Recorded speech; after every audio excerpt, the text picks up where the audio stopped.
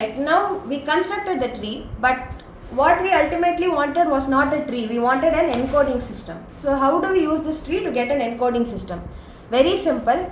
You will trace your path from the root to each leaf.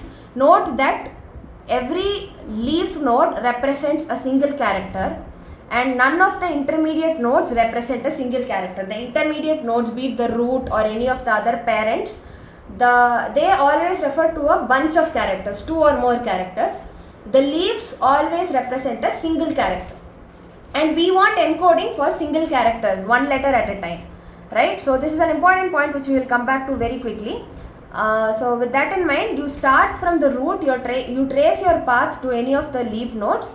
Whenever you have a left branching, you will add a 0. Whenever you have a right branching, you will add a 1. That becomes the code. So if you take M, it is left, left, left, so 0, 0, 0. If you take P, it is left, left, right, 0, 0, 1. If you take I, it is left, right, so 0, 1. If you take S, it is just right, so it is 1.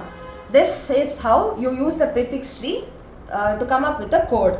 Now, so to recap that, you just start from the root and you go up to the leaf. Whenever there is a left branching, you will use a 0. Whenever there is a right branching, you will use a 1. Sequentially, you will keep doing like a depth first search kind or a traversal kind of a thing. So now if you look at this, you will notice that this is a prefix free code. We are going to see why. Now we know how to get the code from the tree, but what is the guarantee that this will always be a prefix free code? Because for this code, see, ultimately we wanted to make an encoding system.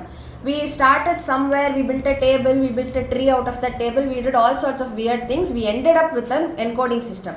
Now you have to check whether the system is efficient, you have to check whether it is correct. See, efficient, it is very easy to say because this one is at depth 1, so it is going to use only 1 bit. This I is at depth 2, so it's going to use 2 bits. These two fellows are at depth 3, so they are going to use 3 bits. So it is variable length encoding. Every number is not getting 3 bits, 3 bits, 3 bits, 3 bits. There are some with 1 bit, some with 3 bits. And if you go back and check the frequencies, you will see M was the least frequently used character. It got 3 bits. S was a very frequently used character. It got only 1 bit. So your greedy choice in that sense works. So efficient, yes, this looks pretty efficient going by what we wanted or what we had in mind. But is it correct? Is it prefix free? That is another thing we have to check, right? So my claim is that when you use this method, this greedy choice to make a tree, it will always give you a prefix free code. So going back to our knowledge of greedy algorithms, when you make a greedy choice, you have to justify that it is correct. You have to give a logical proof or argument that this greedy choice is correct, right? And so my claim here is, if I make the greedy choice of least frequent character at every step, the coding system I end up with will be correct because it will always be a prefix free code. Now let's see if I'm able to justify this claim. So you note that every individual character is at a leaf node. None of the intermediate nodes are assigned a single character ever. This is how we build the tree, because every time you pick out a character, you make a leaf node out of it, and when you pick out those combinations, you simply keep joining them. So in the first step, you took M, P, individual characters, you made leaf nodes, you connected them to form a parent.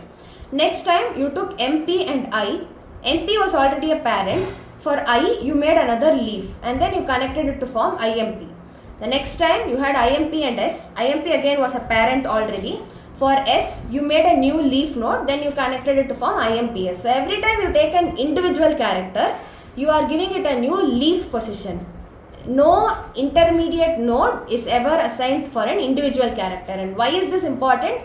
You cannot have a leaf on the way to another leaf, right? So no code can be a prefix of another code. Why? So if this is a 1, I can only have a 1 0 or a 1 1 if there is a branching from here. Because this ends over here, if this is a 1, it's a 1. I cannot have a 1 0 or a 1 1 anymore. The only prefixes or the only extensions are for MP, IMP, the intermediate nodes. And no single character goes into the intermediate nodes. every single character is at a leaf. So whatever encoding you get for a particular character ends with that character. There is no extension from there. So if this is a 000, you will not have a 0000 or a 0001 according to the fundamental principle on which this tree is built. So no code can be a prefix of another because no leaf can exist on the path to another leaf, which is why this greedy choice will always give me a prefix free code, which means it will always give me a correct or optimal solution. So my greedy choice is correct.